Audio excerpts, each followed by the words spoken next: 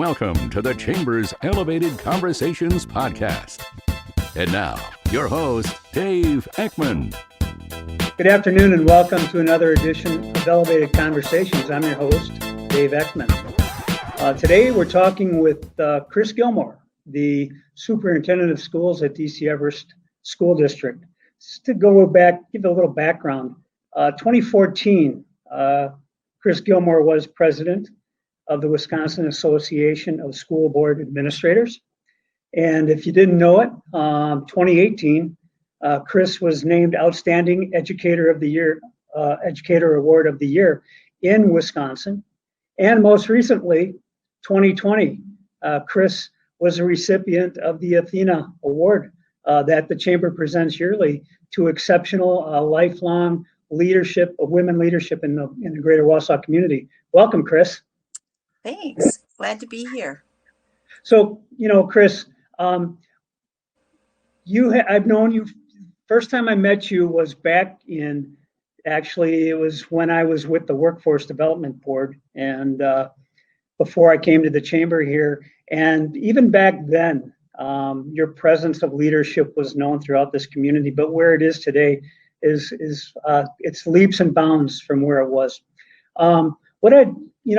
What was your takeaway when you received that 2020 Athena Leadership Award? So awards are wonderful, but they're really not about one person. I really believe the Athena Award is about this community. For me, it's really always been about opportunities. And so I was a person that grew up here. I think I'll talk a little bit about that later. But, growing up here, people inspired hope and optimism and helped me dream bigger dreams. And so I've always felt like it was my responsibility when I came back to do that for others. And so I've just been really lucky to have so many great opportunities to lead in DC Everest. And I think this award that really showcases so many people who have supported others along the way. And so I feel very humbled to receive it, but it's really about so many others. Yeah, and you do have a great team that you've built around you at DC Everest, and the teachers and the administration. The other aspect that I wanted to talk to you about, so you grew up here, right? You grew up in the greater Wausau area? I went to Weston Elementary School and graduated from DC Everest. And where did you go to undergrad? I went to undergrad at UW-La Crosse. Okay. And then you got back into teaching, right? Yeah, so we moved here when I was in fourth grade from West Bend, Wisconsin. And my dad had a job opportunity here. It was unknown, except for my mom was from Wittenberg, but my dad was from the Milwaukee area. And I knew I always wanted to be a teacher. I had great teachers and coaches who really inspired me to become a teacher. And then I was a teacher my first year. Actually, I lived in Shawano and I was on supported the Menominee Indian Reservation. And then I went down to what's called the cooperative CISA down in southwestern Wisconsin. I got married. My husband was in that area.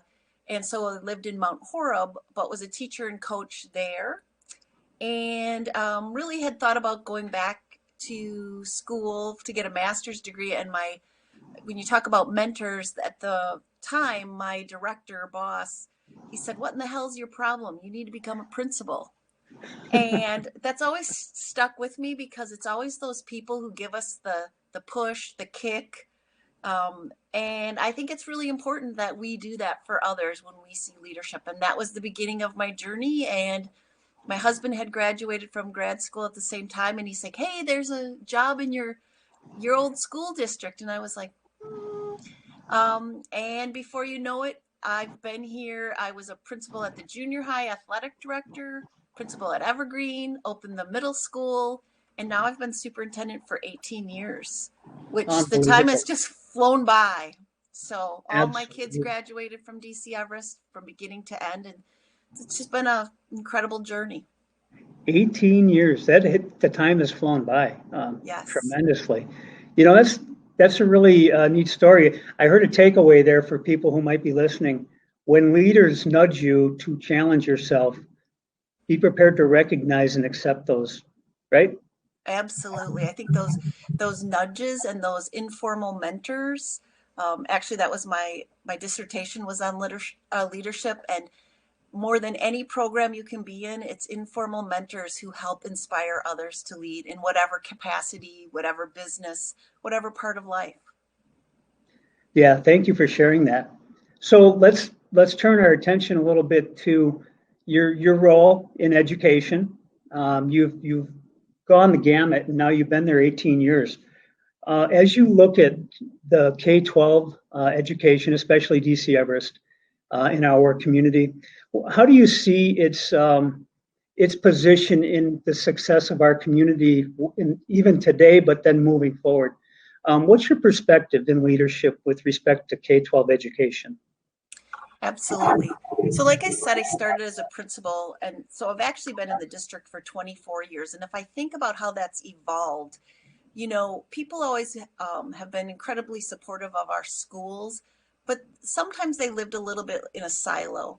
I really truly believe, and I think the work we do here is about not only providing kids with opportunity, but improvement of our community and our community as a whole.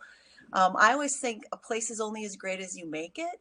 And so it's why I've always been involved. I've been on the Department of Workforce Development Board. I've been on the NTC board, I think, for 11 years. I was president at St. Clair's Hospital board for a while.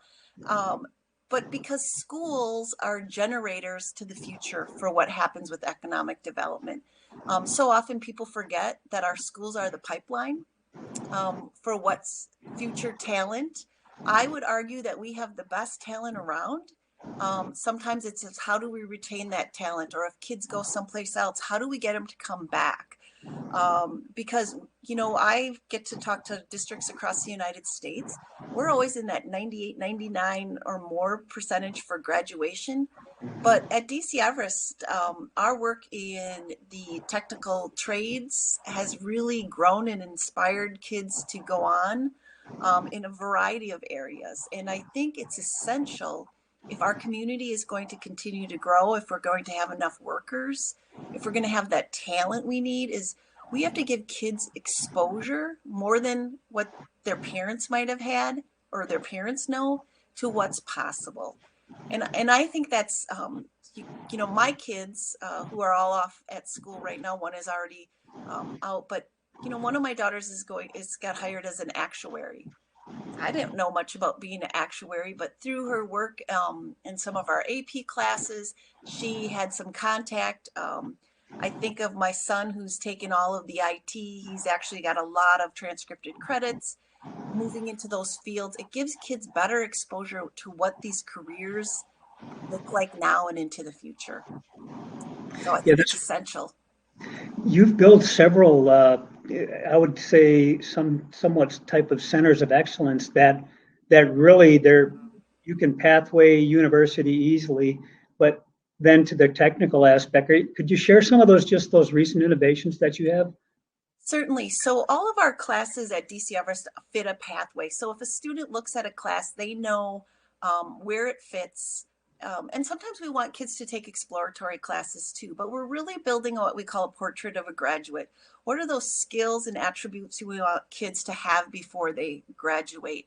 And that would be a broad exposure to not only the coursework. Obviously, we want kids to be well-informed citizens. They have to be high-level readers. They have to have high level of math, high levels of civic understanding.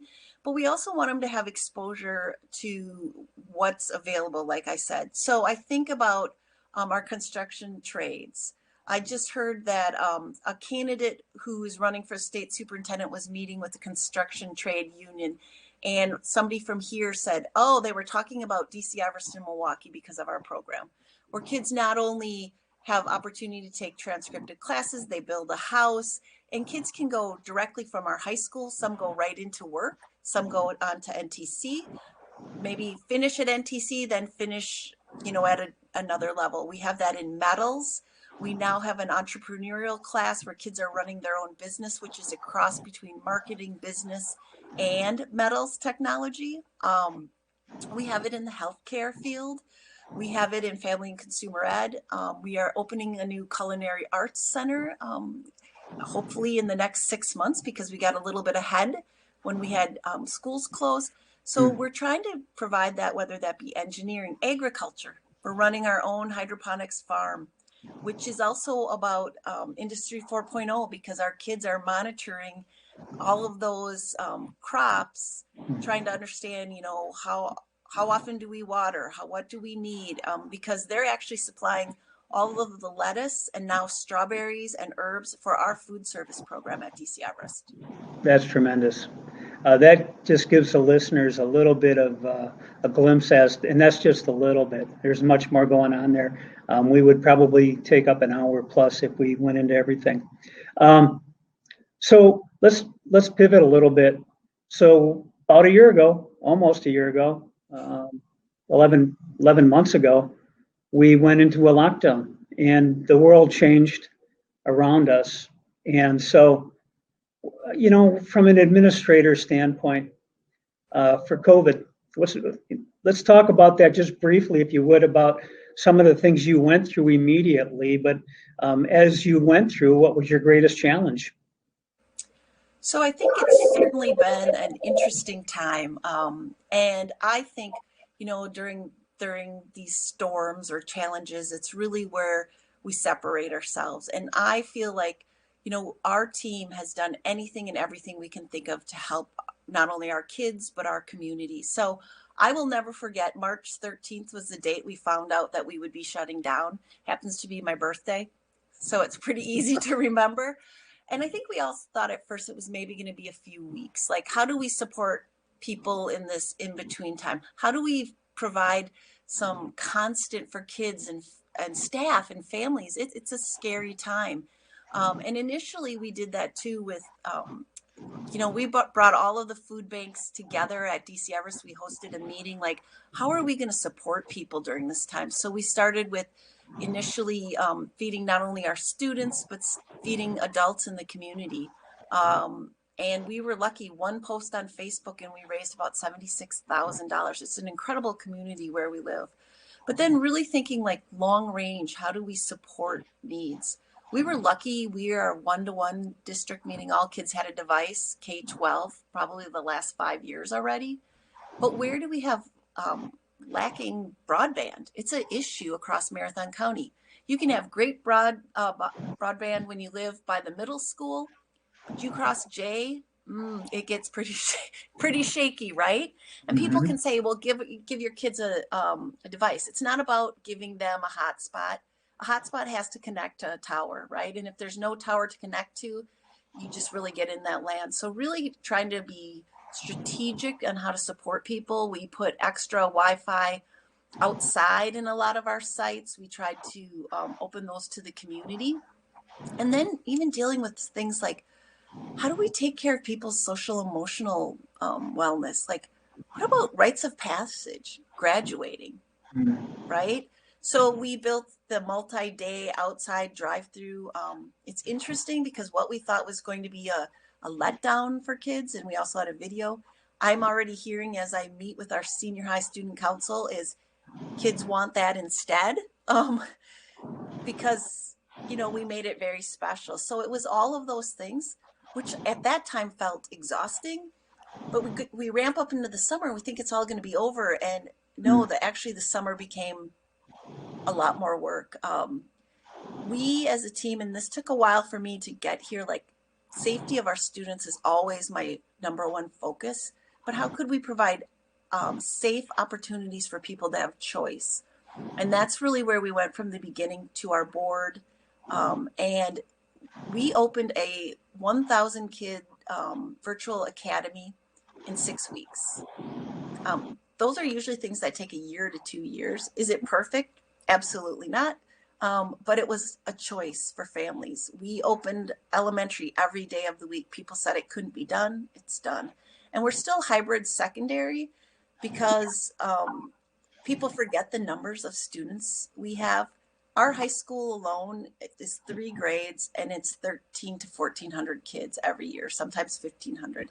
That's bigger than most of our smaller surrounding communities. And then you got to remember they're packed in one place. So I just feel like we are continually trying to innovate. And when I use the word innovate, people think of it about being, I think, super unique things. Innovation is always about making things better from what you had. And so that is really what I've tried to focus with our team now. You know, we've innovated. What will we keep? What is better? What's not? And moving into the future. What do in terms of innovation, what do you see sticking? So we've done a lot of reflection. We've tried to capture that from teachers. I think our use of technology is, I always felt we were one of the leaders, but it's much further ahead. We would have never talked about having this kind of event we're having today, right? We can ask people to meet. Parents are telling me we've done all virtual teacher conferences. Parents loved it. You didn't need daycare. They didn't have to leave work. They could pop on with a teacher. We have built on Canvas, which is our learning management system. It's the same system that the technical college and UW system uses. Every course, we're building that out. That's a big lift in a short amount of time, but we even did it at elementary to have consistency.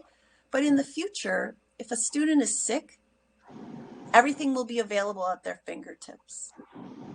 If you have to be out for a long period of time, can we use a WebEx and invite you into the classroom? I think there are so many things we have found, and really focusing back on what's most important. The other thing is we have talked a lot. Obviously, our bread and butter is education, but part of that education is that social emotional learning piece. You know, for our kids, this has been a tremendously difficult time. We as adults struggle with the isolation of it all, but remember back to being a teen. It can be the best of times, it can be the worst of times. And so, how can we still provide those supports to our kids, our families during this really, really difficult time? Yeah, that's, what's coming clear is your stature as a leader in terms of the human emotion and the commitment to the human being first and foremost, everybody, the student, the family, the community. When you and I started talking here right before the podcast, I asked you if you were in session, because of Martin Luther King Jr.'s holiday today, and celebrating an important day in this country. And you said to me that you were not closing down schools, but you could do more for the student, and thereby, I think, for the community. So could you just share with the audience your reasoning for why you're not closed, but you're there, you're open and serving the students? Please share that with me. Sure. You know, I said it's difficult. Any student who would want to be out, we certainly would support that. But I just really feel like our civic responsibility as a community is to support one another. And I think we have more opportunity to teach kids about those things when they're with us than hoping that they're going to read something or go to an event. We actually I did an activity with our admin team at the beginning of our meeting this morning, because I think it's really important in this time.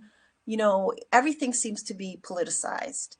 And to me, I've always tried to be the person that builds consensus.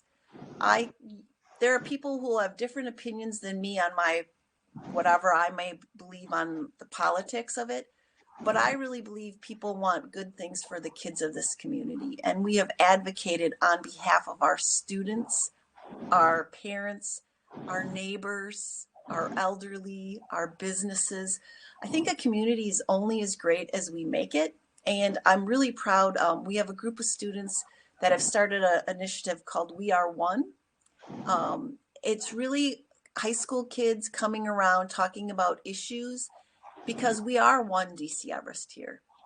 We're not DC Everest, this group of people, DC Everest, that group of people.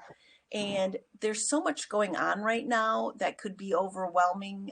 It's overwhelming to me as an adult at times, But for our students, they have this one opportunity to live through their school experience. And so I think it's our job, along with their parents, their community, their whatever church they might affiliate with, to really grow and blossom to take care of their neighbor.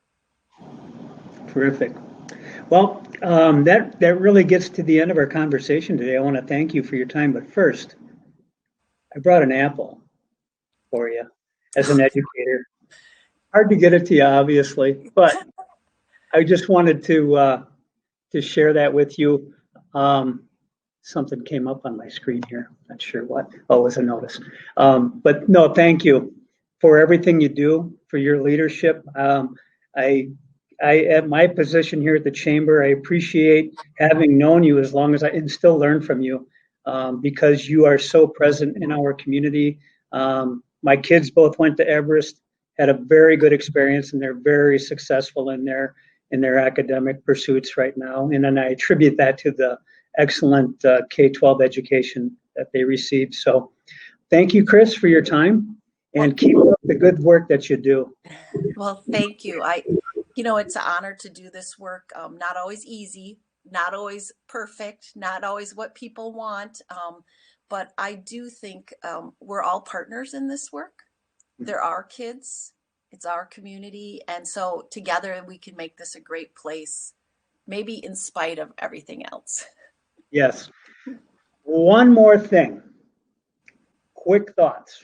Your peer, my peer, colleague, Dr. Wyer's announcement in retirement. Reflect briefly if you could. I know a hard brief would be hard, but please. Certainly. What an amazing leader. I think so many of us have learned so much from her. And I think her vision is really the same things I was talking about today, is what role can the technical college play in growing our community? She's always been an incredible listener to the businesses, an incredible listener to what students need, and really elevating attending the technical college, because it's a college. It really helps grow and inspire people to become the best they can at whatever it is they pursue. And I think our business community, our students and their families are so lucky that we had her come to this community, and we'll be sad to see her go. But I also recognize that her legacy is that it's such a great place that's running so well that it can continue on. Great. Yeah, absolutely. Well, Chris, thanks for your time and for joining us at this edition of Elevated Conversations. Thank you, everyone. This podcast episode is a production of the Greater Wausau Chamber of Commerce.